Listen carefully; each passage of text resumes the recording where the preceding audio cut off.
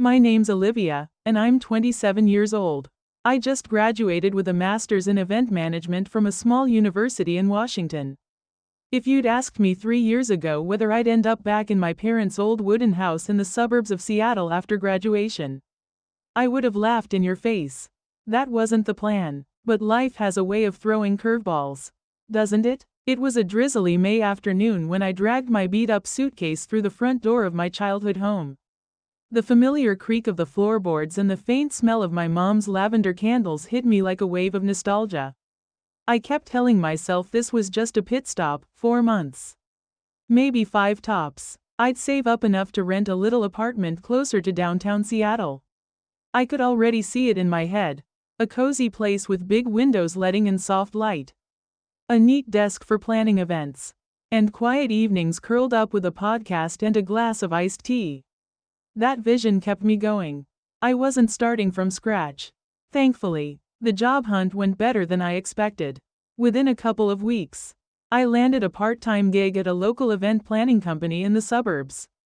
The pay wasn't amazing, but it was steady, and I picked up some freelance projects on the side, wedding receptions. Small corporate gigs. If I played my cards right, I could hit my savings goal faster than I thought. The idea of having my own space, where I could sketch out event ideas and build my career, made my heart race with excitement.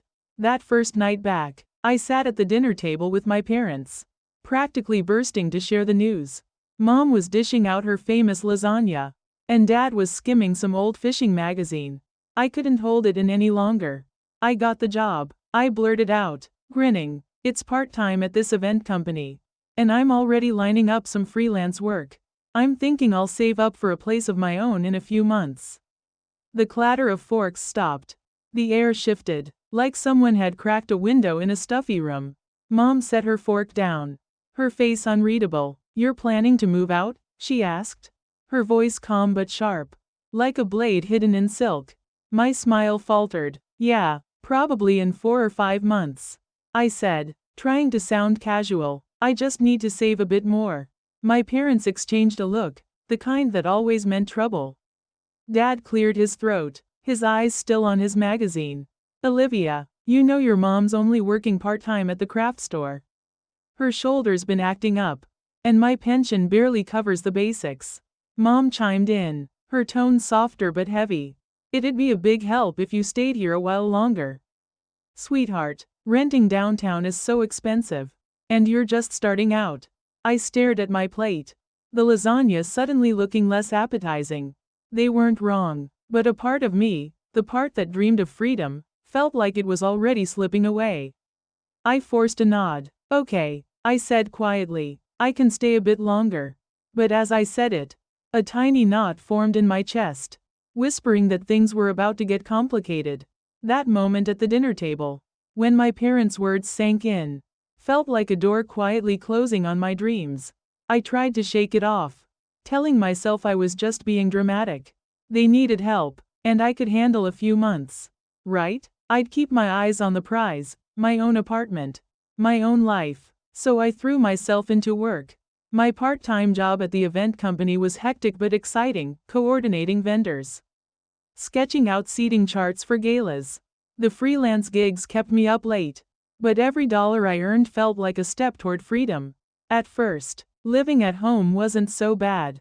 I'd wake up to the smell of Mom's coffee, rush out for work, and come back to quiet dinners with my parents. I started chipping in for the electric bill and picking up groceries every week, figuring it was only fair. I kept repeating to myself that this was temporary. 4 months would fly by, and I'd be out of here, setting up my desk in a sunlit apartment. But deep down, that knot in my chest, the one that formed when Mom asked about moving out, kept tightening. It was about 3 months in when things started to shift. One evening, I came home exhausted after a long day of wrangling a last-minute client request. My bag was still slung over my shoulder when Mom called me into the living room. She was sitting on the couch, a stack of bills spread out on the coffee table like a bad hand of cards. Her face was calm, but there was a cold edge to it, like the Seattle rain clouds outside. "Olivia," she said, "your dad and I did some math. With your job and those side projects, You're doing pretty well. We think you can help out a bit more around here. I blinked, my tired brain struggling to catch up. What do you mean? I asked, setting my bag down. Dad walked in from the kitchen, holding a water bill, his jaw tight. Everything's going up, he said. Electricity, water, internet. We can't cover it all on our own anymore. His voice had that heavy tone, the one he used when he wanted me to feel the weight of his words. I gripped the edge of the couch, trying to stay calm. I'm already buying groceries every week, I said, and I've been paying the electric bill since last month. Mom shook her head, giving me that sad little smile that always made me feel like I was letting her down. That's just a drop in the bucket. Sweetheart, she said, we need you to pitch in a fixed amount every month. It's about sharing the load as a family. The word, family, hit me like a punch. I wanted to argue, to remind them I was only staying a few months, that I was saving for my own place. But the look in their eyes, part expectation, part guilt, made my words stick in my throat. I'm trying to save up, I said, my voice quieter than I meant. I won't be here forever. Dad crossed his arms, his face hardening. Saving's fine, Olivia, but family comes first. You can't just think about yourself when we're struggling. Mom nodded, her voice soft but firm. Staying here is better for your job, too. It's practical, you'll see. I stared at the bills on the table, my heart sinking. The promise of, just stay a little longer, was starting to feel like a trap. I nodded, forcing a smile that felt like it might crack my face. Okay, I said, I'll help out more. But as I climbed the stairs to my room, the knot in my chest grew heavier, like a stone I couldn't shake off. The days that followed were a blur of work and quiet resentment. I paid the water bill, added the internet to my tab, and tried to keep my head down. Every time I checked my savings account, it felt like my dream apartment was slipping further away. I kept telling myself I was doing the right thing, helping my parents, being a good daughter, but a small, stubborn part of me whispered that I was losing something I might never get back. I thought I could handle the extra bills. I told myself it was just a phase. A few months of pitching in before I'd be out on my own, planning events in a sunlit apartment. But life doesn't care about your plans.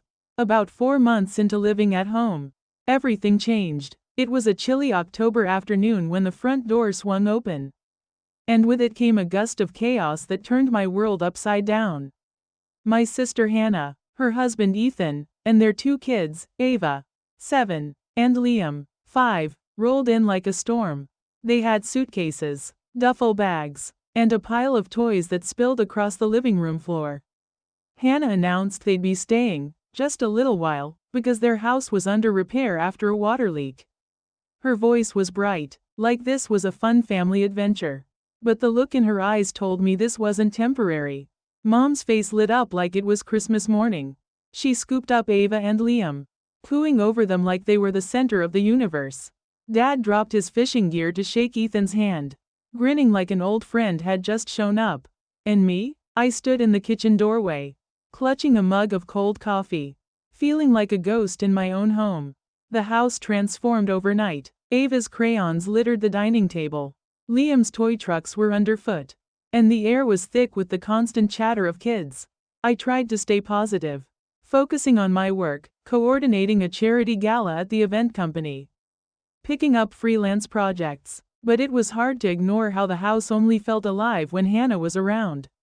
Mom hung on her every word, asking about Ava's ballet classes or Ethan's latest job prospects. Dad laughed louder at Hannah's stories than he ever had at mine. I'd always known Hannah was the favorite, but seeing it play out so blatantly stung more than I expected. Olivia, grab a juice box for Liam, will you? Mom called out one evening, not even looking up from fussing over Ava's pigtails.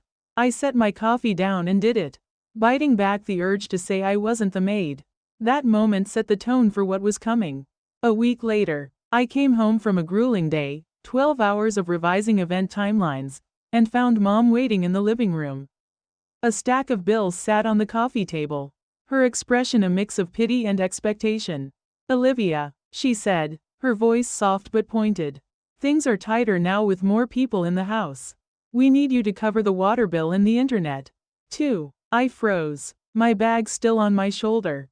I'm already paying for electricity and groceries, I said, trying to keep my voice steady. Dad chimed in from his recliner, not looking up from his magazine. Bills are through the roof. Olivia, water, internet, even the trash pickup, it's all adding up. Mom nodded, her sad smile back in place. Hannah and Ethan are going through a rough patch. You're doing so well with your job. It's only fair you help out more. I wanted to scream. Fair? Hannah hadn't offered a dime. And Ethan spent his days networking at coffee shops while I was drowning in work and bills. But the weight of their words, family, help, fair, pressed down on me. I'm only here for a few more months, I said, my voice cracking. I'm saving to move out. Mom's smile tightened. We'll talk about that later. Sweetheart, for now, this is what we need. I nodded, too drained to argue, and trudged upstairs. But the truth was sinking in. My dream of moving out was fading, replaced by an endless list of expenses. Dinner stopped being a time to catch up. It was a stage for Hannah's spotlight. Mom gushed over Ava's school projects or Ethan's big plans for a new job. Has Liam started reading yet?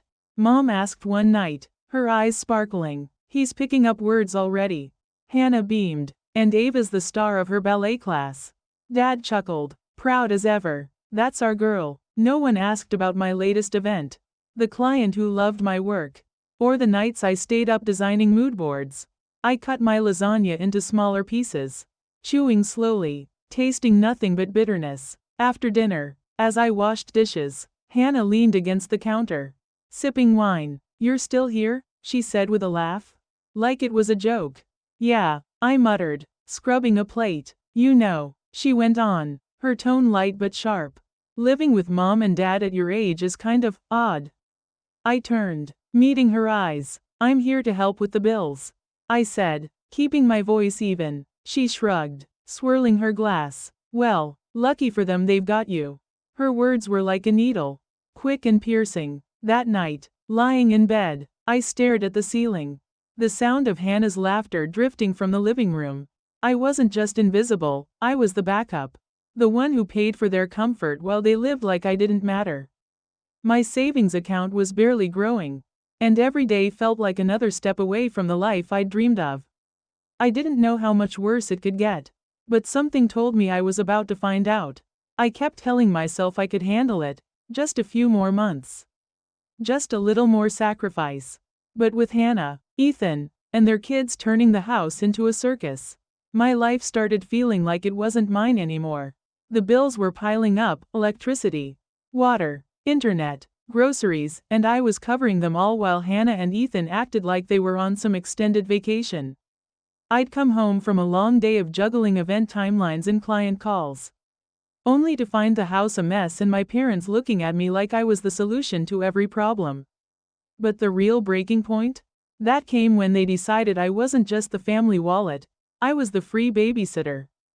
2. It started small, like most traps do. One Friday evening, I dragged myself through the front door, my head pounding after a chaotic day at the event company.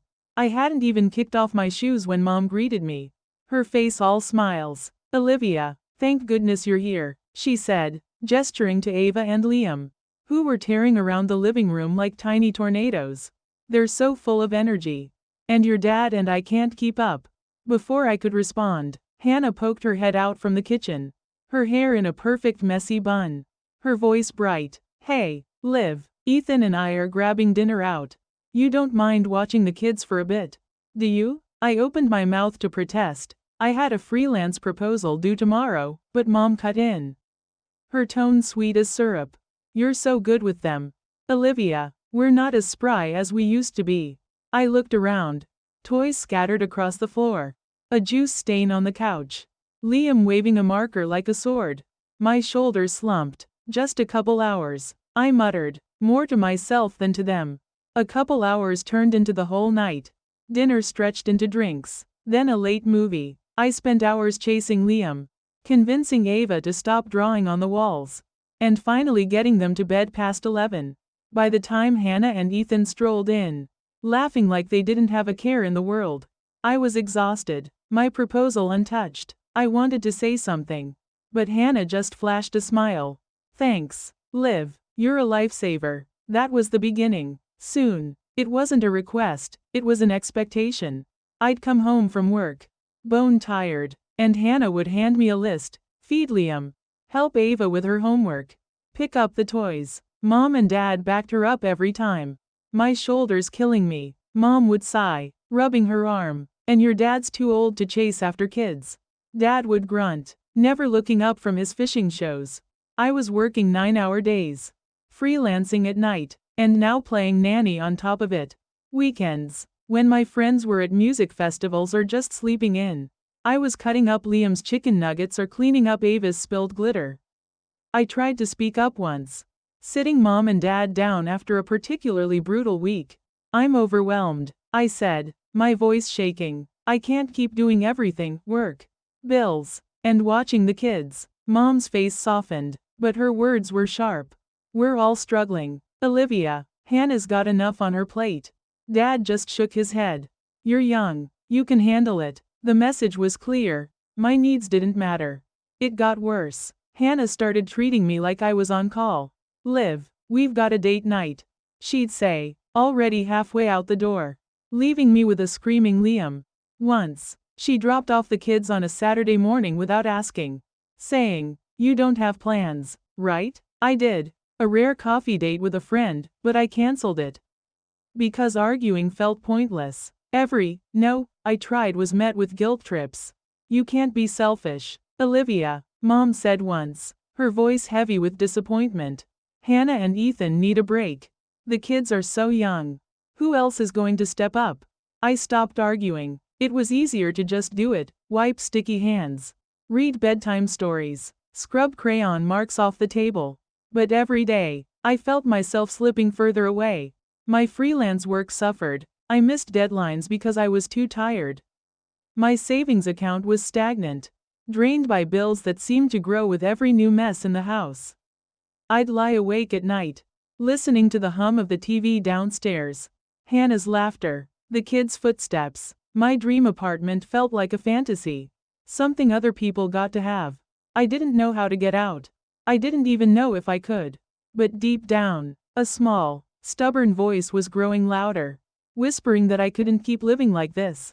I wasn't just losing my time or my money, I was losing myself. And that scared me more than anything. I was drowning, and nobody seemed to notice.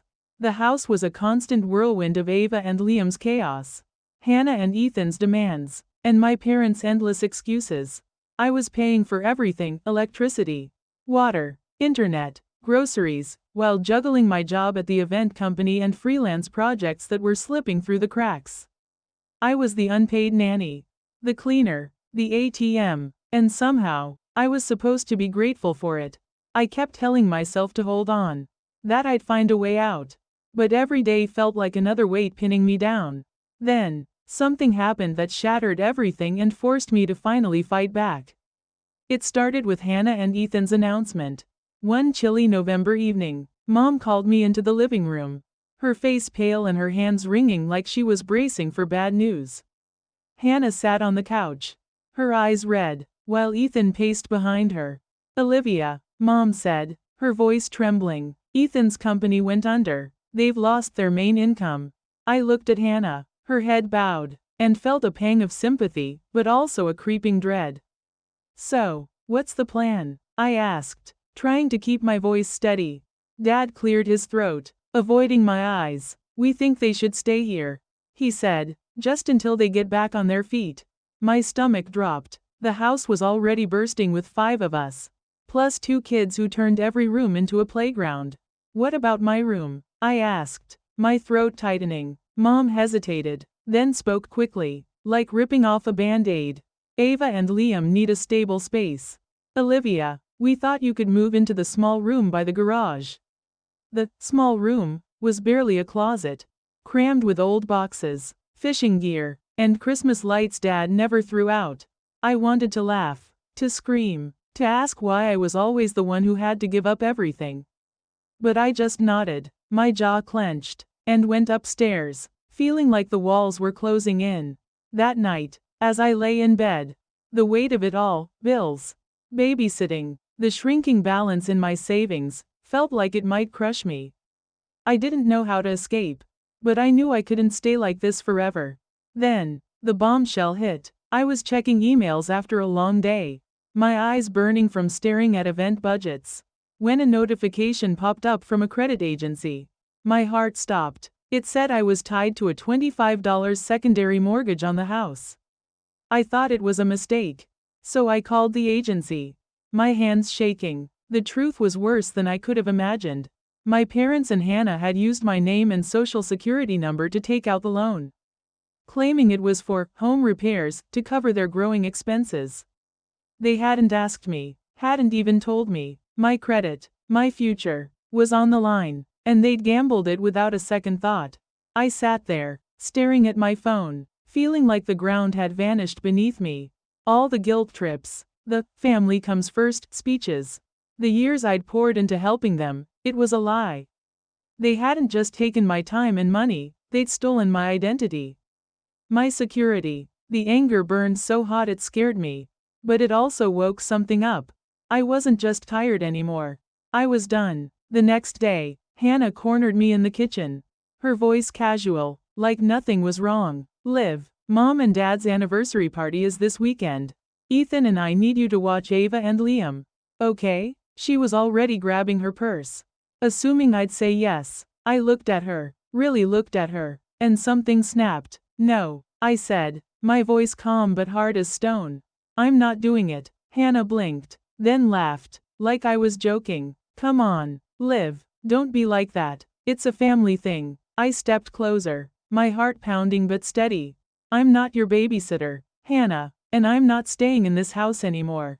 Her smile vanished, replaced by confusion, then anger. What's that supposed to mean? She snapped. I didn't flinch. It means I'm leaving, and you'll have to figure things out without me. Upstairs, I opened my laptop and started searching for apartments. I texted my best friend, Sophie, asking if I could crash with her for a bit. My hands were shaking, but not from fear, from clarity. I'd spent years letting this family drain me, guilt me, use me, but that loan? That was the line they shouldn't have crossed. I wasn't just walking away from the house, I was taking my life back. I didn't have all the answers, how to fix my credit, where I'd live long-term, but for the first time in months, I felt a spark of hope. I was done being their doormat, and I wasn't looking back. The moment I told Hannah I was leaving, something shifted inside me. It wasn't just anger or exhaustion, it was a quiet, unshakable resolve. For years, I'd let my family's needs swallow mine. But that $25 loan they'd taken out in my name was the final straw. They'd crossed a line, and I wasn't going to let them drag me down with them.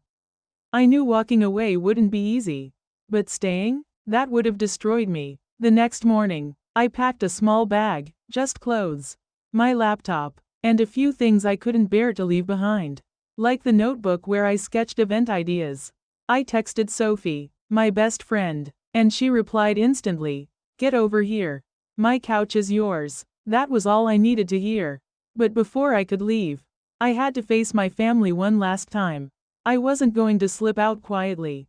They needed to know I was done. I found them in the living room, like they were waiting for a fight. Mom sat on the couch, her face tight with worry. Dad stood by the window, arms crossed, his jaw set. Hannah and Ethan were there too. Hannah glaring like I'd betrayed her, Ethan fidgeting with his phone. Ava and Liam were upstairs, their laughter a faint echo. I took a deep breath and stepped into the center of the room, my voice steady despite the knot in my stomach. "I'm here to get my things," I said, "and I'm done paying for this house. No more bills, no more babysitting. I'm moving out." The silence was suffocating. Then Mom jumped up, her eyes wide. "Olivia, you can't do this. Families don't abandon each other." Her voice cracked, but I saw the guilt trip coming from a mile away. Dad slammed his hand on the windowsill. "You're being selfish," he growled. "After everything we've done for you. This is how you repay us?" Hannah scoffed, crossing her arms. "Good luck out there, Liv. Don't come crawling back when you realize you can't hack it." I looked at them, my parents, my sister, Ethan, and felt a strange calm. Their words, the ones that used to cut so deep, just bounced off me. I've been carrying this family for months, I said, my voice low but firm. I paid your bills, watched your kids, gave up my time, my dreams, and you used my name to take out a loan without even asking. You didn't just take my money, you stole my future. I'm done. Hannah's face went pale, and Mom's mouth opened, but no words came out. They knew about the loan. They knew exactly what they'd done. I turned and went upstairs, grabbing the last of my things. As I hauled my bag down, Mom grabbed my arm, her eyes desperate. Please, Olivia, think about this. You'll regret it. I gently pulled away, meeting her gaze. No, Mom, I'd regret staying. I walked out, the cold Seattle air hitting my face like a wake-up call. My old car was packed, and as I drove away from the house I'd grown up in, I didn't look back, not once. That night, I crashed on Sophie's couch.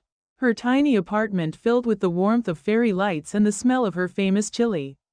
For the first time in months, I could breathe. No crying kids, no demands, no guilt trips, just the quiet relief of being free.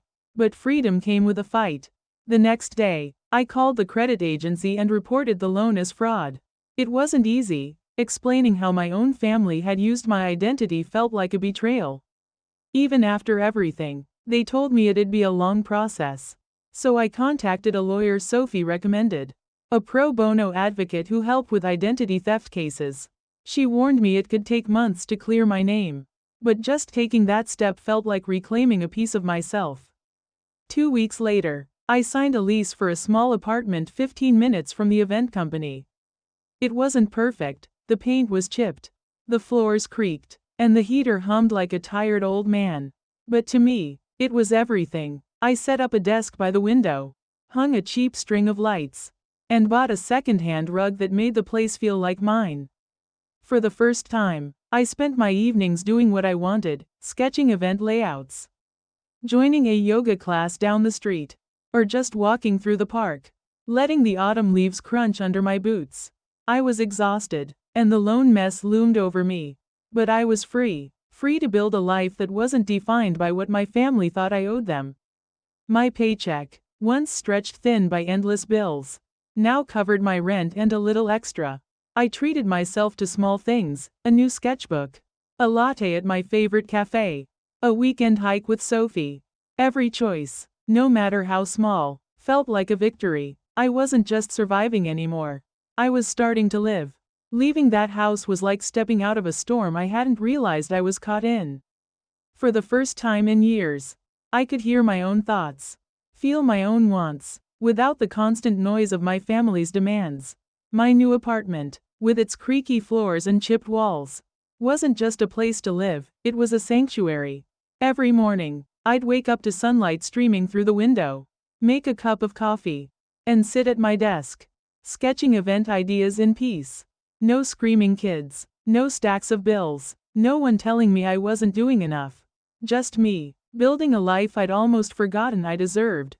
It wasn't all smooth sailing.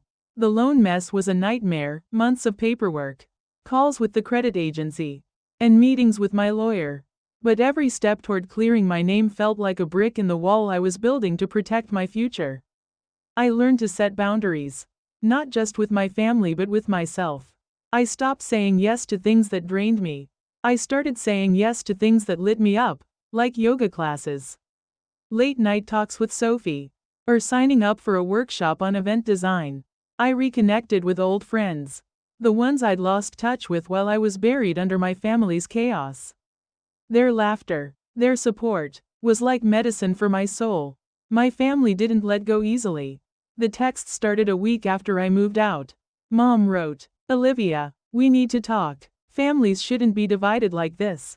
Hannah sent, "The kids miss you. Don't you feel bad?" Ethan even chimed in, "You owe your parents some gratitude."